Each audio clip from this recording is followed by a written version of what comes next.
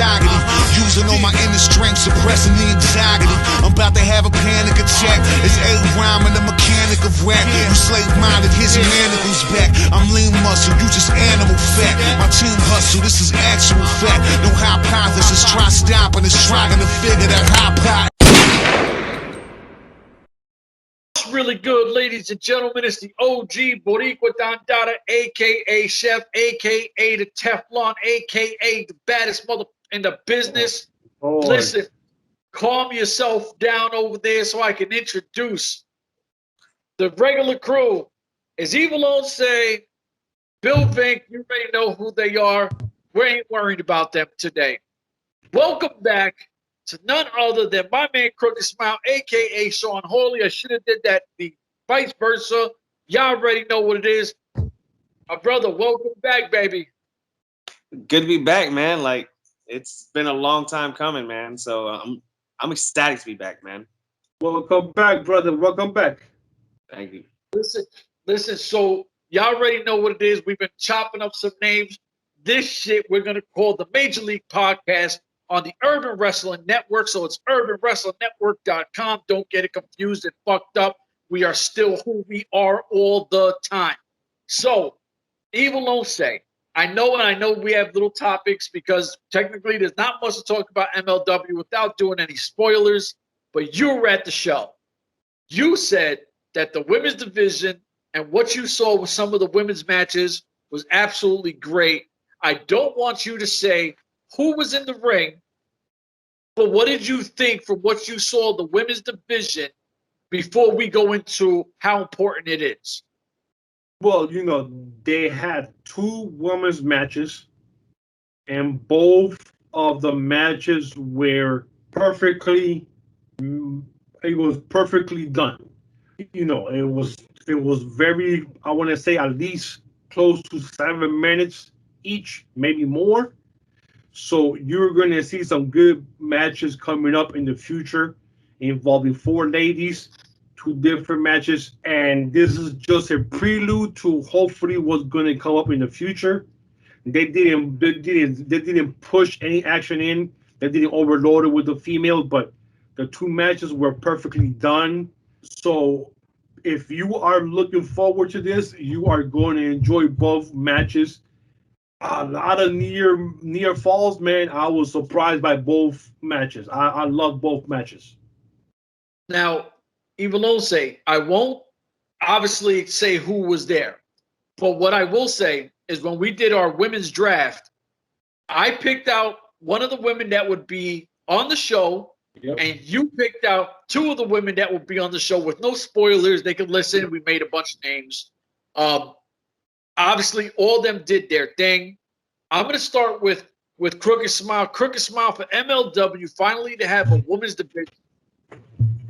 What is your take, and how important do you think it is for MLW to finally get that women's division popping? I think it's huge. I think pretty much every company should have a women's division, honestly. You know, it showcases talent.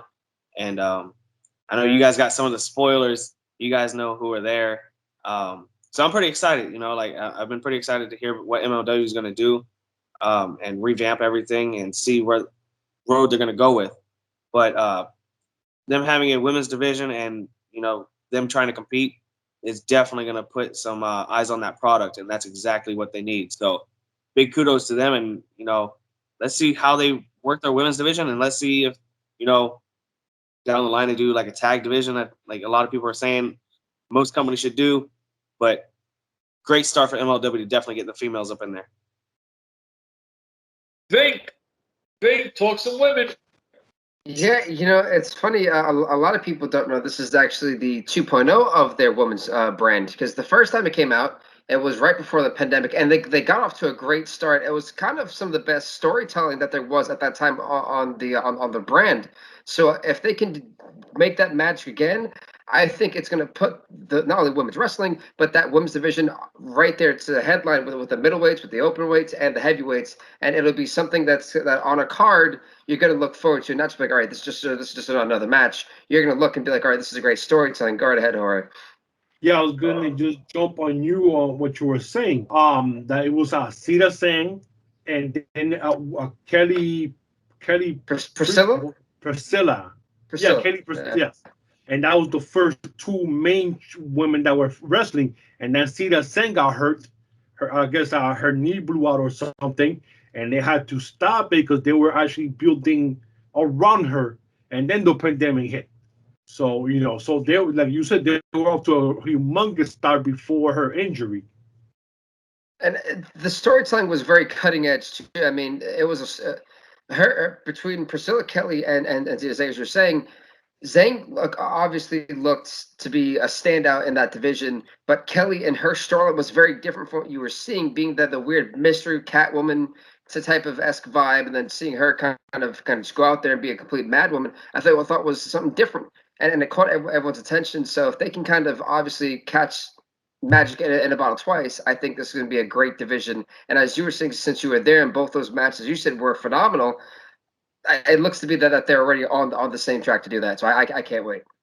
Yeah, and unfortunately, Priscilla Kelly moved. She went up to Uncle Vince's company. So, that's one less talent that's out there. So, and Sita Sen is back in the States. She's down in Florida, hanging out with Natalie Class, formerly as de la Renta. So they were doing their own little photo shoot coming up right now, which I still don't get that nonsense, but whatever. So hear me out. Now I got to do this because if I didn't do this, it wouldn't be me trying to mess with Evil Once, right? Oh crap! Well, no, I got to do it because I think that at this point, the first women champion that should be there should be someone that comes out of Contra Unit. Now, Evil Once fought because this should have been called the Contra Unit Podcast, but he feels a certain kind of way. And I think it's because we're not a Contra Unit podcast. That's why. We are not a Contra Unit podcast. I feel like we should eventually have a tiebreaker. And since Crooked is here, I think Crooked should be that tiebreaker. Because I'm impartial in this. I think we should eventually have that as a tiebreaker. Yeah, it's not feeling a type of way because we are not a Contra Unit podcast. So that's what I'm saying. You're the only one who always says that. You're the only one who preaches that. No one else does. Listen. We've gotten most of everybody from Contra Unit to interview them. True. And they support us. True. And that's not true. There have been a couple lost souls beforehand that have been on this podcast that have called it a Contra Unit podcast. So, in defense, I mean, you technically have been outnumbered a couple times. Yes, but like you said, former lost souls. So, you know what? So hear me out, right? Obviously, I'm just messing with Evil Once saying everything. Always. Yeah, we got to do it that way. If not, we don't have fun. Yeah, you gotta get my blood pressure up. Listen, it is what it is. But I know that you went to Battle Riot. You loved the show. You said it was amazing. The fans from all the videos I've heard everything pop. Everybody that came out, we obviously posted everything on our channel. And I'm sorry to cut you off. It's amazing how many videos are there from Battle Riot because they were making sure security was on top of everybody, making sure that people were not recording. So that was kind of insane to me that I actually saw someone actually post the whole Battle Riot from his front row seat on YouTube. You know what? I still don't know how that happened with security being, they were literally on top of everybody looking, with their eyes, making sure people were not recording. So what I'm going to say about that person that did that is you're not a fan. You're not a fan. If you pirate that and you put that out there, I hope you see this because you're not a fan. All right, here goes my thing. Now, Crooked Smile, you're a wrestler. Yeah. When you get that moment, just say, I don't care where. I don't care if it's N.W.A, MLW, AEW, WWE, New Japan, Ring of Honor, fucking Chikara, AAA, I don't care where you go. That moment where you fucking come out, do you want some Joe Blow sucker ass dude who puts that shit on the web and now ruins your moment? In my personal aspect or personal outlook of it, no. Because if I'm being, booked as a huge surprise, or if I'm supposed to be, like this mystery person, you've now ruined that whole entire aspect because you've gone out and recorded. Because obviously a lot of things are recorded still. And now the fact of you recording me coming out and then giving out a spoiler per se, it's like that big pop that these companies would want to have is no longer there. So you've literally just taken away from not only the company, you've taken away from the fans that, who want to actually have that legit reaction, that live feeling that, hey, he actually came here, rather than, turning on a spoiler or looking at a spoiler and it's like, oh, well, let's say Sean Hawley shows up to AEW, big hoorah. Now that whole thing is dead because it's like, okay, well, now we know what's going to happen. Like, we know who he's going to fight and everything like that. The part that frustrates me is a lot of people don't understand all the hard work that goes into this, or the sacrifice that goes into this. You know what I mean? Like, let's just keep it real for 1 second. You have a regular 9 to 5. You try to balance your ring time, work time, family time, everything you're trying to juggle into one thing. Why should some regular person steal your moment? Why? That's my beef with this industry is people want to, oh, I did that, so the dirt sheets know. Who cares? But why are you taking from me when I'm putting all that work in? You know what I'm saying? What you got to say, Bill Vink? Because you want to raise your hand. Yeah. It's you gotta understand too is that people want to feel important, and if ruining and that's what it is. People want to feel involved. That's what today's society is all about: is trying to get the scoop, trying to be involved. Not defending it. I'm not defending it in any way, shape, or form. I just want you to realize that's the society we live in. Is that if I can get it first, I'm going to be talked about, and unfortunately, that's just the way it is. Wait. So check it out. Go ahead, because I'm gonna get my piece off. Go ahead, Jorge.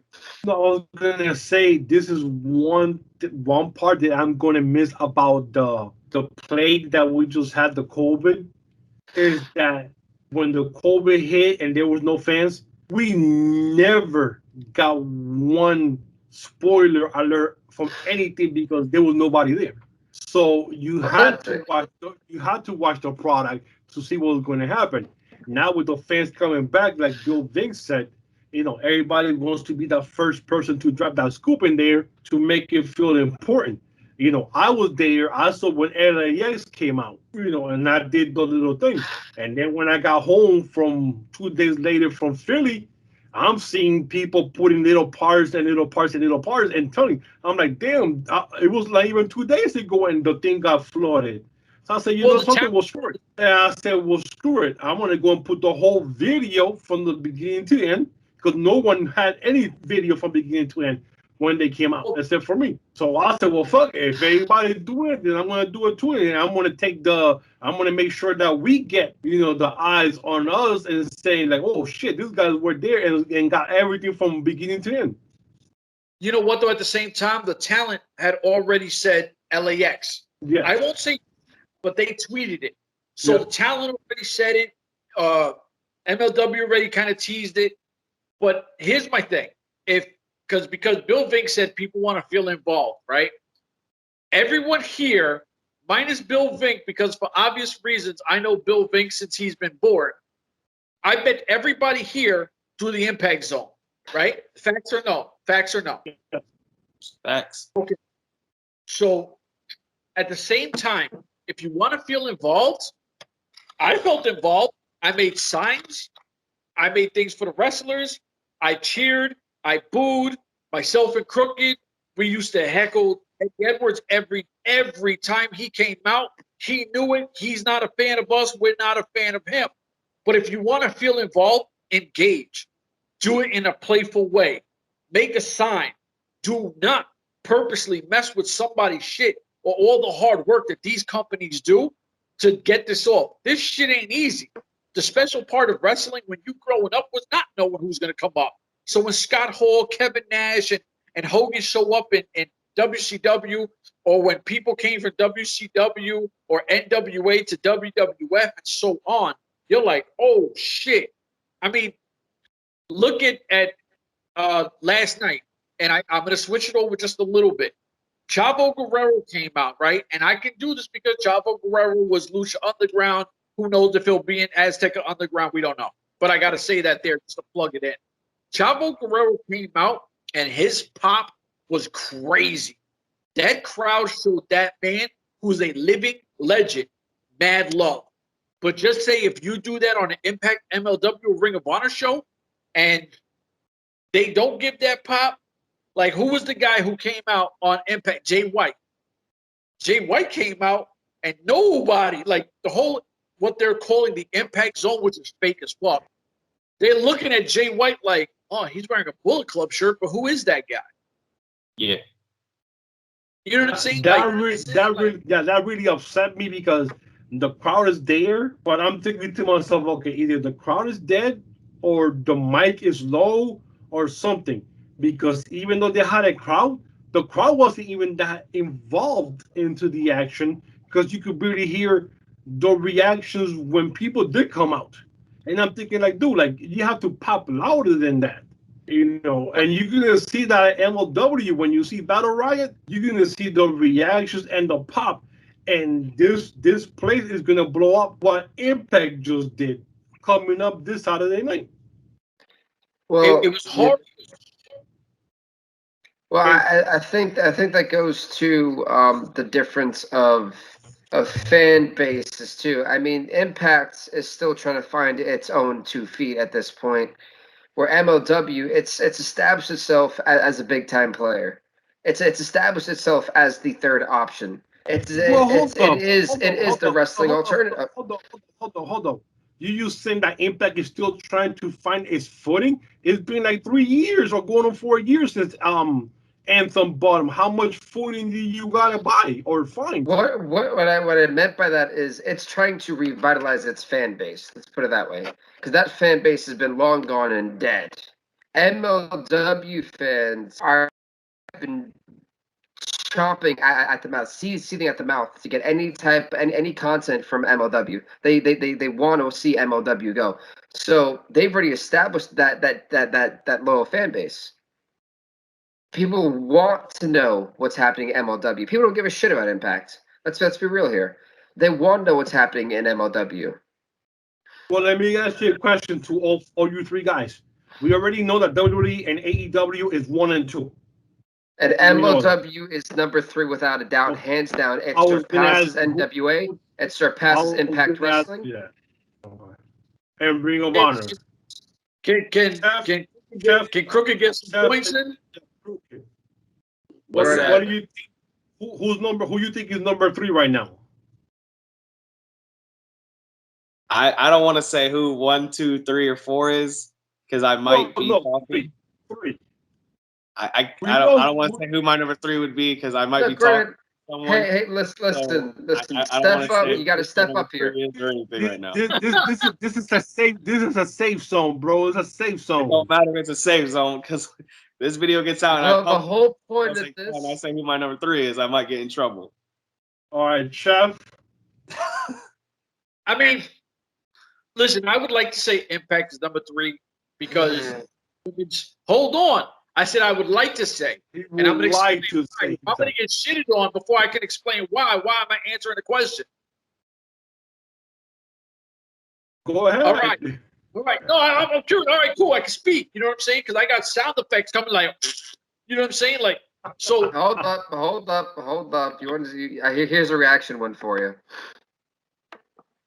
Okay, so check it out, right? If for the fact that Impact Wrestling wasn't the whipping boy of the industry right now, I would say they were number 3. I would easily say that because their women's division is definitely already set. Yeah, we just found out Kiara Hogan left, which is a major blow. But at this point, that's a whole different conversation right there, bro. yeah. But at this point, they're barely holding their own titles. Finn Juice just lost them. So that means New Japan was holding them. Bray White, who I think is going to take the title off of Omega, because let's be 100% honest here, no Impact male roster has any value to AEW. Not because I said so, but because of what AEW was saying. Because you tell me, go ahead, give me one wrestler that's not one of the Bullet Club guys, the former Bullet Club guys, that have been on AEW. Please give me one. Go ahead, I'll wait. Jesus Christ, the guy that I hate, Moose. When was he on AEW? Just Remember, because they they had the wrestle match, so they had the in title an belt, empty ring does not mean. Let's get that straight. Just because you wrestle in an empty does not mean you've wrestled for AEW. You wrestled in an AEW ring, but you were not part of a match. AEW show, yeah. So That's the only reason why I said that. What they're telling you is the guys like Sami Callihan, the guys like Josh Alexander, who I'm a massive fan of, the guys like Moose, the guys like Eddie Edwards, and everybody else from there on isn't even good enough to be on Dark or one of their other shows. You're telling me that's not a slap in the face of the Impact fans? Go ahead. Well, I was gonna say, Josh Alexander now is, like they mentioned, like you just said, AEW is like non-existent with Impact, but Impact is doing stuff with everybody else. And Josh Alexander is killing it right now at that New Japan Strong show there on Fridays, man. He's had already 2 4-stars matches there already so far. And he looks like he's going to be a regular there every Friday nights. So at least somebody from Impact is going somewhere else other than AEW. Yo, Bink? When you ask me, who's number wait. If you ask me who's number 3, who would you say? Because, all right, let's just say back to MLW. If Jacob Fatu signed with WWE, could you not see him as a champ wherever brand he's on? Yeah, but Uncle Vince won't do it. Hold on. Can you not see Hammerstone as the champ of any company he goes right off the jump to? Yes, because Uncle Vince will make him the champion. Okay. Now, go ahead and give me one Impact guy that you would see signed somewhere else, and you would give him, I'd put the belt on him that quick. Eddie Edwards. Get the fuck out of here. Well, not in Uncle Vince's company, but in Ring of Honor. Ring of Honor. Wait. You're telling me that if Eddie Edwards came to MLW, you would have him beat Hammerstone or Jacob Fatu? Dude, I mean, Eddie Edwards has been around the globe. Eddie Edwards is a name. Let's be honest. Eddie Edwards is a name. Crooked, what do you got to say for this blasphemy? No. You get to put your hand down real quick. Crooked, what do you got to say for this blasphemy? What blasphemy? That he wants to put the title on Eddie? Talking about he could beat Jacob Fatu, Mil Muertes, or Alexander Hammerstone. I can guarantee you one thing. I bet you there'll be a dive spot. It'll be 7 minutes and 13 seconds in the match, and he's going to go to the left side of the ring and dive into that corner. Stop it already.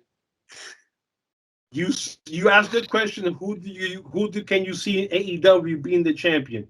I just said, and now William Morrissey. So you're telling me you would take the title off of Kenny Omega to put it on? He didn't say that. He didn't say that. He said any other company. What he stated was he would be like Eddie Edwards is the main. Would be the Fatu would be the main guy in another company. So he's telling me Eddie Edwards is the main guy.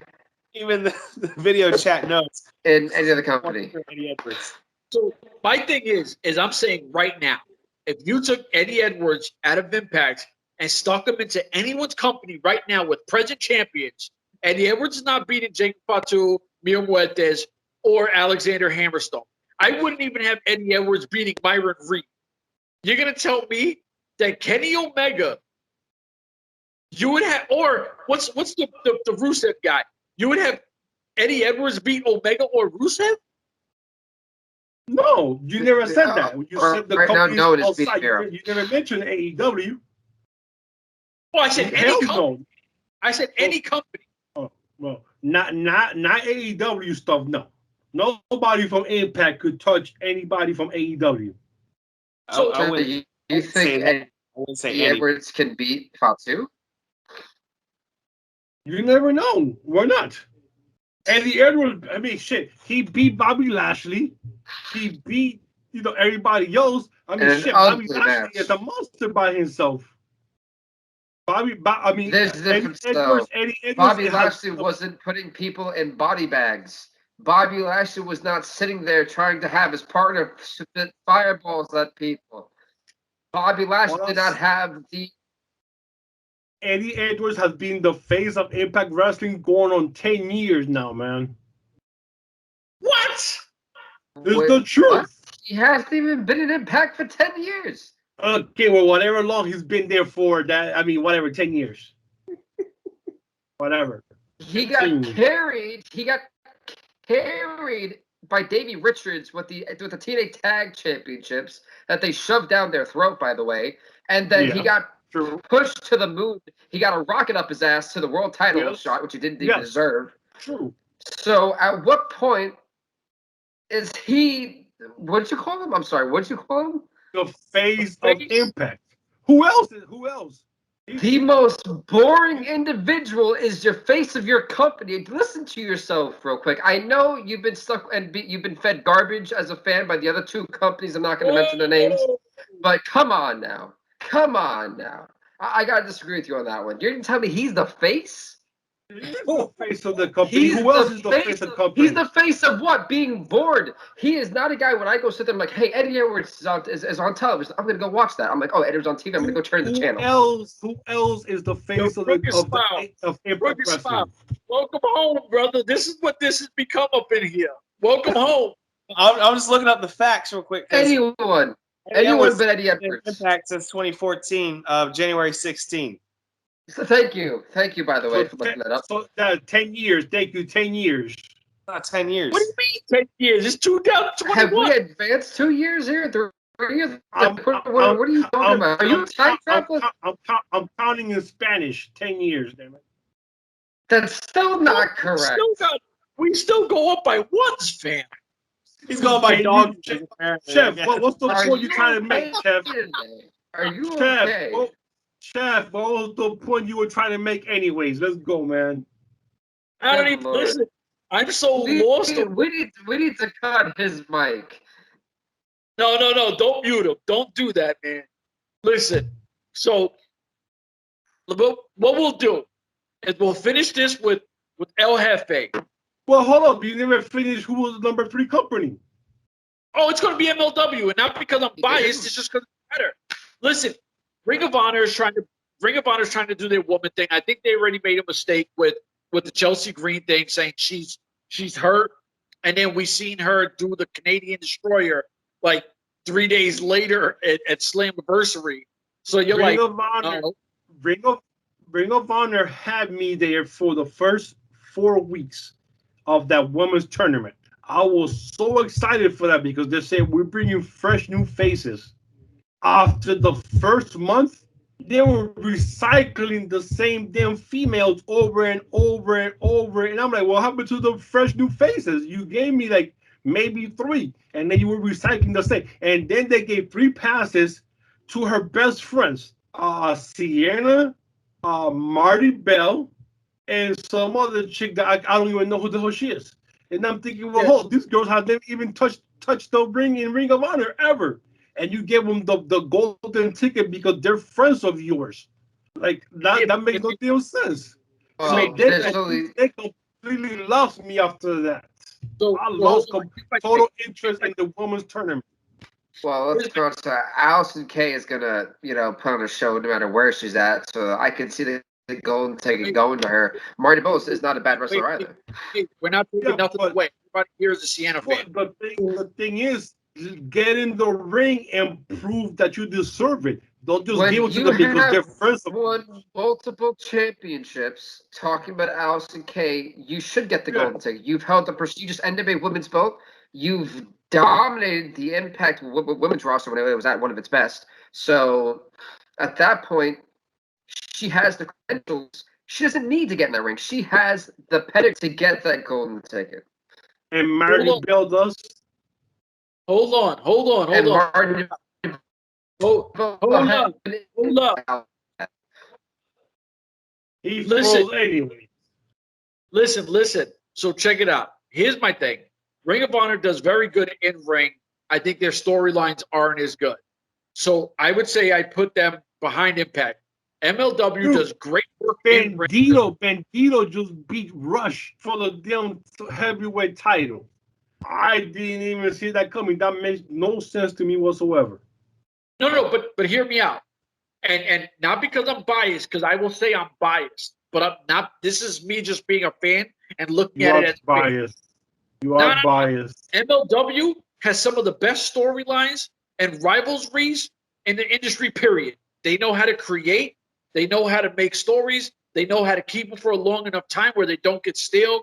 They're really good at doing all that shit. They're young, fresh. They have everything they need. They got superstars at the top of their card. Their middleweight division is just as good as their heavyweight division.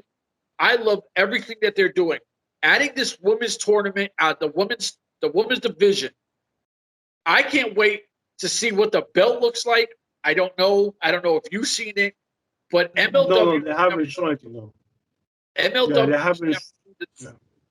The three company, because I think they're doing just as good as a job as anybody else. And I would say Court Bauer over Tony Khan or Vince McMahon any day of the week. Oh, hell no, bro. You just, wow. What? I gotta. Whoa. Green flag on this. I got a flag on that one. 15-yard penalty for bullshitting. 15 yards for bullshitting right there. I would have agreed with you if you said he's number 2. I think it's Tony Khan number 1. I think it's Court Bauer number 2, and I think it's Vince McMahon 3rd. I don't think if you understand Vince McMahon. Listen, Vince McMahon has the greatest wrestling company in history, right? Yeah. Okay, he's got like 6 million years of wrestling and libraries. Vince don't have to do shit to sell product because their fan base is super loyal and they buy everything, right? They're established.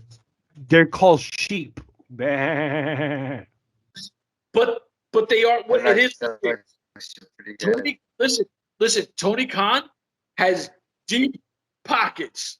Court Bauer don't got the pockets of what Tony Khan and Daddy Khan got. He don't got that. Look at all the moves that Court Bauer is making without that type of budget. If you give anyone a massive budget, I can sign whoever I want to. But I absolutely agree with you. I think Tony Khan does a great job of long-term. We talked about this earlier about how I feel that Tony Khan does a great job of long-term storytelling where the payoff is there. And giving all credit to Court Bauer, the guy knows how to book. The guy knows how to keep me interested. Whether it's a short-term storyline, a long-term storyline, there is a good payoff no matter what. But so how is he not number 1? I think it just comes down to the level of talent that's there, and it's no knock, because the one thing I will say about MLW is that most of their talent was homegrown. They developed those guys. You know what the difference is that Tony Khan has all those Bullet Club nerds that is all BC all day. Sean, say something, bro. I'm just letting y'all go at it, man. Like, you have been the most quietest individual here. My goodness, speak. All I know is I need a favor. When this video comes out, just cut him out of the video. Cut him out. Listen, what do you think? What do you think? What do you think? I want to turn back into my old self. Honestly, you guys know me as a huge Impact fan, but the product has gone stale. It's gone absolutely down south, and it's not coming back. I would say it's not coming back. Yeah. I Can don't he see it fucking coming back. speak? Can he speak for once? But This is a conversation. We're all conversating here. But yeah, and I just like Impact is just going downhill. Ever since they did the whole owl deal, it's just gone south. And like I don't see it coming back. I really don't, because they can't get the right ownership.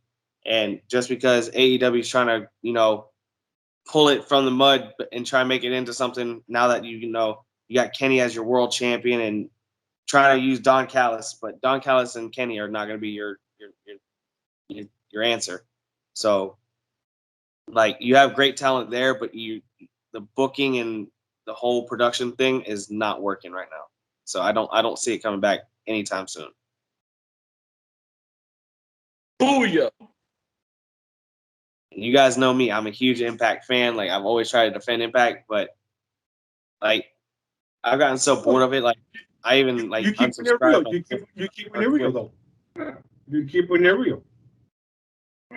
Which, listen, that's the thing about this. There's not one person, and we've done this before, and there's the receipts are there. It's early when we started this podcast. If you listen to Crooked Smile, his dream was never to be a wrestler in WWE. His dream was to be a wrestler in Impact Wrestling.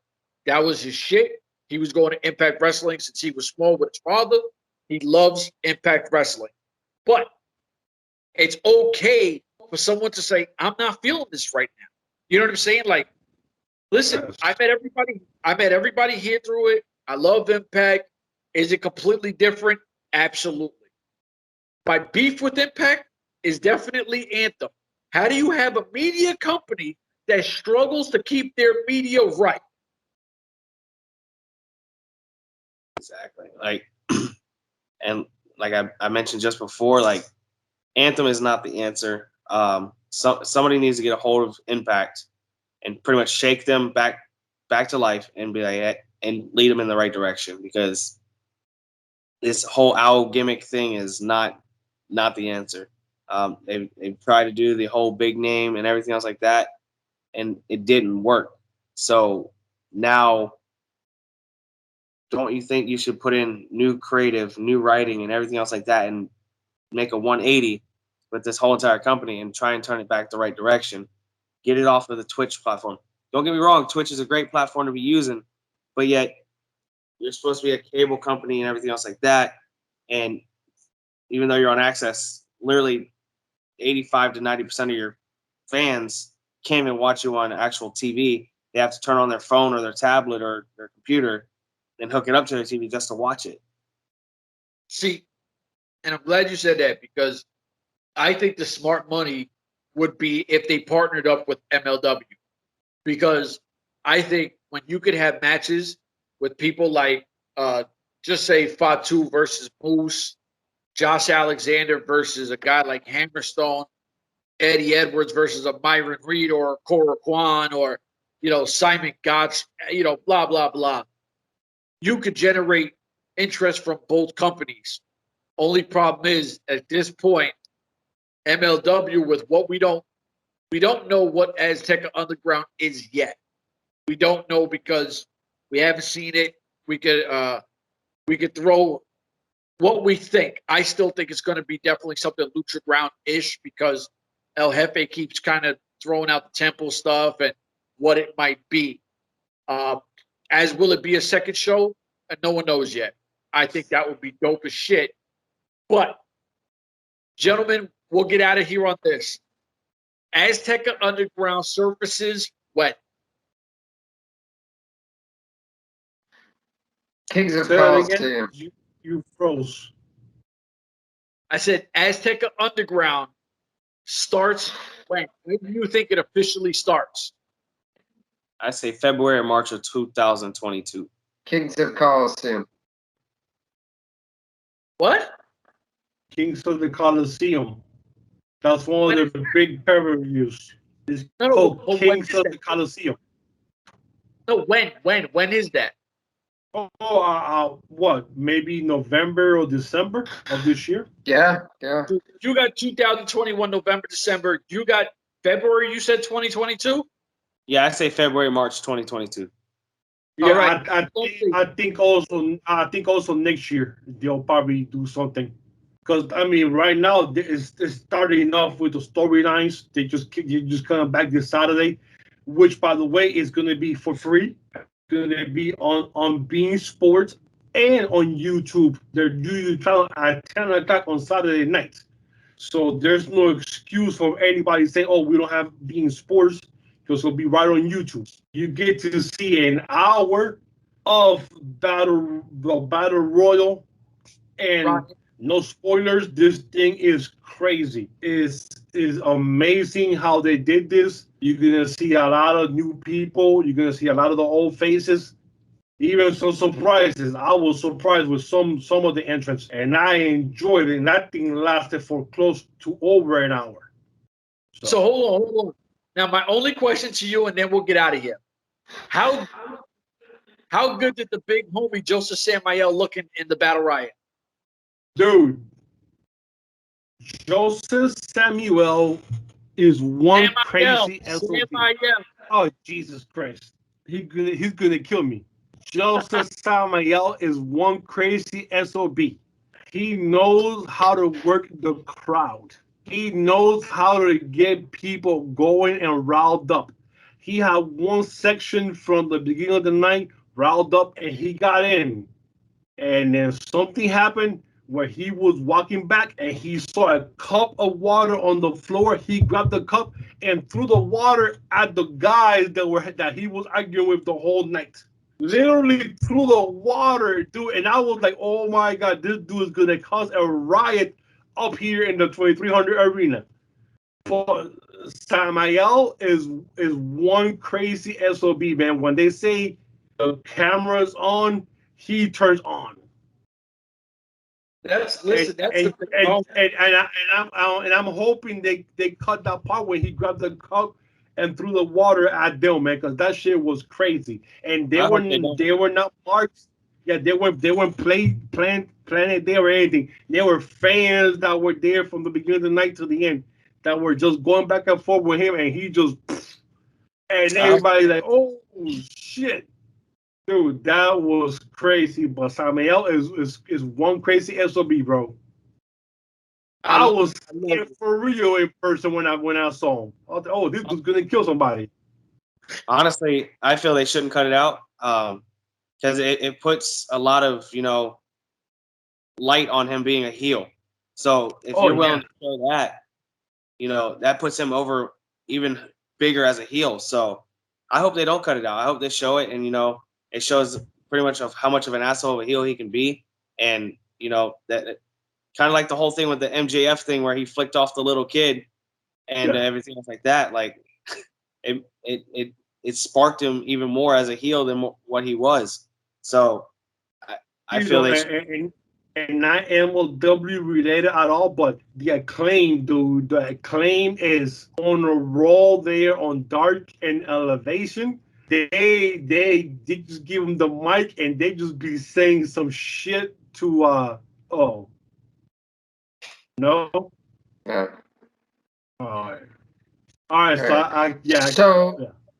We'll talk about that. To end this, thank you guys so much for watching. Please do leave a like, leave a comment, subscribe to the Urban Wrestling Network as well. Subscribe to Urban Pro Wrestling. We've got 2 different shirts here. Look at that. And folks, also we have a website, urbanwrestlingnetwork.com. Subscribe to us. We have a Facebook, Urban Wrestling Network. What? Man, cut this fool off, man. Too many plugs right now. Cut this fool off. Josh. Anyway, we'll see you next time, everybody. Stay off the hook. Good night.